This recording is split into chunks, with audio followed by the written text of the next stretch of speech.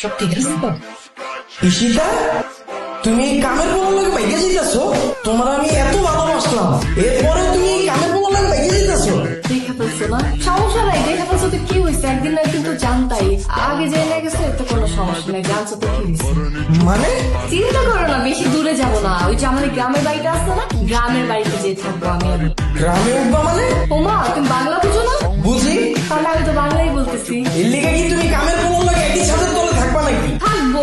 আমি তো মনে মনে কুদ্দুসকে স্বামী হিসাবে মাইনাই নিছি, আর কুদ্দুস আমার মনে মনে বউ হিসাবে মাইনা নিছে। তুমি কোনো চিন্তা করো না, এখান থেকে যাওয়ার পর আমরা দুজন বিয়ে করে ফেলবো, আর বিয়ে করে একসাথে সংসার করবো। কুদ্দুসের বাচ্চা, আমার শুরু থেকেই সন্দেহ হইতাছিল তোর নজর আমার বউয়ের উপরে পড়ছে। খাইয়ে দিলি না আমার নিষ্পাপ বউটারে?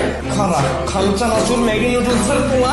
তাই খবরদার, তুমি ওকে কিছু বলবা না। ও আমাকে অনেক হেল্প করছে, অনেক সঙ্গ দিচ্ছে। তোমার যদি কিছু বলা থাকে না, তুমি আমাকে বলো। তুমি এসব পাগলামি বাদ দাও, তুমি এসব ব্যাগ ট্যাগ ফালাও। আর কুদ্দুস ভাই তোর হাতে বসছি পায়ে বসছি, তুই এনতে চা।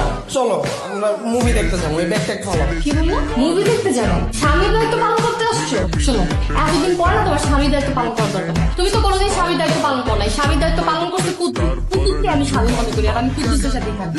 স্বামীর দায়িত্ব মানে? স্বামীর দায়িত্ব মানে বুঝতেছো না? বুঝবা কি করে? তুমি তো জানোই না যে স্বামীর দায়িত্ব কাকে বলে। তোমার মনে পড়ে কিছুদিন আগে তোমাকে আমি কল করে বলছিলাম, বাবু আমার অনেক বোরিং লাগতেছে, আমার ভালো লাগতেছে না, তুমি একটু অফিস থেকে তাড়াতাড়ি আসো, এসে চলো না আমরা কোথাও ঘুরতে যাই, আমরা কোথাও যে মুভি দেখি। তুমি আমাকে কি বলছো? এই তুমি কি পাগল হয়ে গেছো? তোমার মাথায় কি সমস্যা আছে? আমি অফিসে আছি, অফিসের কাজ আছে, তোমার সাথে মুভি দেখতে যাওয়ার মতো সময় আমার কাছে নেই। বাসায় কুদ্দুস আছে, কুদ্দুসকে নিয়ে মুভি দেখতে যাও। আচ্ছা ঠিক আছে, মানলাম তোমার অফিসে অনেক কাজ ছিল, তাই তুমি আমাকে বলছো কুদ্দুসকে নিয়ে মুভি দেখতে যাই। কিন্তু সেদিন তো রাত 10টার সময় অফিস থেকে আসার পরে তোমাকে আমি বলছি যে বাবু আমার অনেক ফুচকা খেতে ইচ্ছে করছে, তুমি আমাকে নিয়ে একটু ফুচকা খেতে যাবা? তুমি কি বলছো?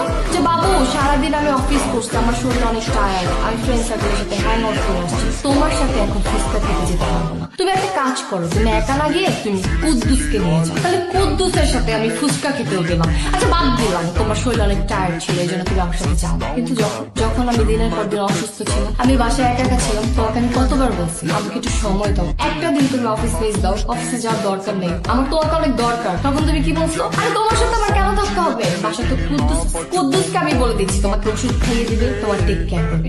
তাহলে তুমিই বলো, যে মানুষটা আমাকে টেক কেয়ার করতেছে, আমাকে নিয়ে মুভি দেখতে যেতেছে, আমার ইচ্ছা পূরণ করতেছে, আমাকে ফুচকা খাওয়াইতেছে, তাহলে সেই মানুষটাকে আমি বিয়ে করবো না? তোমাকে দিয়ে আমি কি করবো? তুমি তো আমার কোনো কাজেই আসতেছো না। আরে বাবা আমি সব বুঝলাম, মানুষ ঘরে কাজের লোক কিল লিগা রাখে, কাজ আগায় দেওয়ার লেগা। তোরে তো আমরা ইল্লিগেই রাখছি যেন সব কাজ আগায় দেয়, ইল্লিগে আমি কইছি যেন তোমার লগে যায়। আর তুমি অনলাইনে বিয়ে করবো, কি হয় কিছু করে?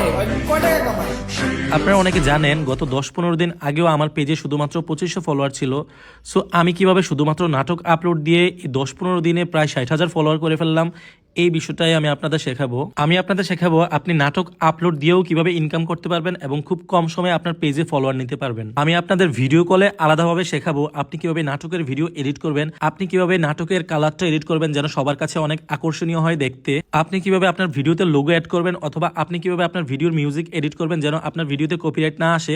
এই সকল কিছু জানতে আমাকে ইনবক্স করুন। অবশ্যই এটা পেড সার্ভিস। আমি যখন আপনাদেরকে সময় দেব, আপনাদেরও উচিত আমার সেই সময়ের মূল্য দেয়া। ধন্যবাদ।